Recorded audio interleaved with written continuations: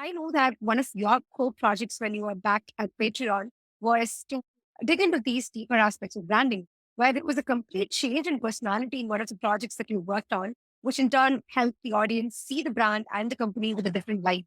So, talk to us about when do you think teams should understand the right need to look into this kind of a branding change and how should they execute on it? So you can probably bring about an example of what you did at Patreon and then talk about this as the steps to do. Yeah, for sure. Well, one of the things that I wasn't expecting to have to do when I got to the company was to reposition and rebrand the product. And that was what I found myself needing to do within 6 months of getting there. And it was because we we had solved a lot of the core nagging problems with the product, the basics. We had a really high satisfaction level from existing customers. We weren't bringing the kind of creators onto the platform that we needed that really stoked the kind of word of mouth or viral growth Mm, of the product. And that was because they didn't want to associate themselves with our brand.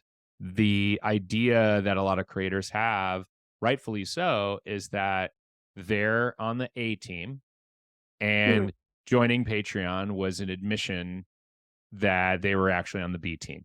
So they needed to ask for money to be sustainable. And so we had to combat this deeply rooted feeling that we had actually encouraged because we had started the business anchoring ourselves to Kickstarter, which is sort of the godfather of asking fans for money. And so yeah. the journey that we embarked on for the next year or so, culminating in a relaunch of Patreon, the product and the brand in the middle of 2017, was pretty massive. We had to change, and the reason it was so massive is because you couldn't just change the branding, because Mm, the branding is your promise.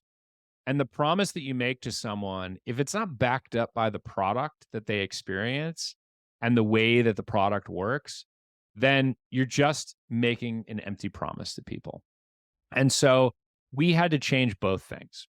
We pivoted from being a recurring crowdfunding platform, basically recurring Kickstarter, which mm, had 100% awareness, but not that much excitement from the creator community, to a membership platform. And what are the right. differences with membership? Membership feels premium. You're a member of the Museum of Modern Art. You're a member of your yoga studio.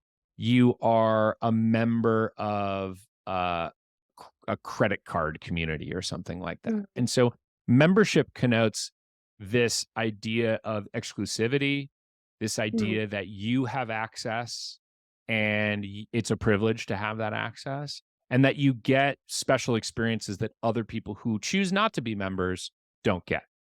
And so that journey was, as I mentioned, 12 months. We changed everything except for the name of the company. We changed the logo. We changed the logo mark. We changed the visual style. We changed the photography, the voice and tone. We added new products to be more membership oriented. Things like the patron relationship manager, which was our version of a CRM.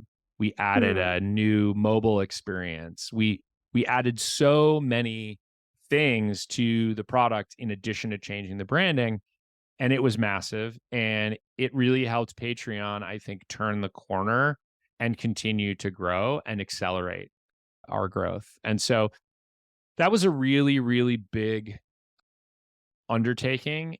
We had to do this in a company of about 80 to 100 people who are all very skeptical. Had to bring all of them along for the ride.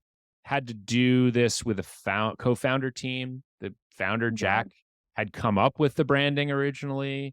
He had come up with a positioning of sort of recurring Kickstarter. He'd put it all over the website. So it was a lot of change, but it really worked. And Mm, the caliber and the size of the creator who continued to launch on the platform after that change just got bigger and bigger and bigger.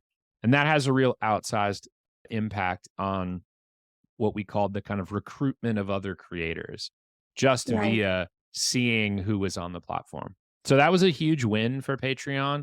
And they're still using the membership language today.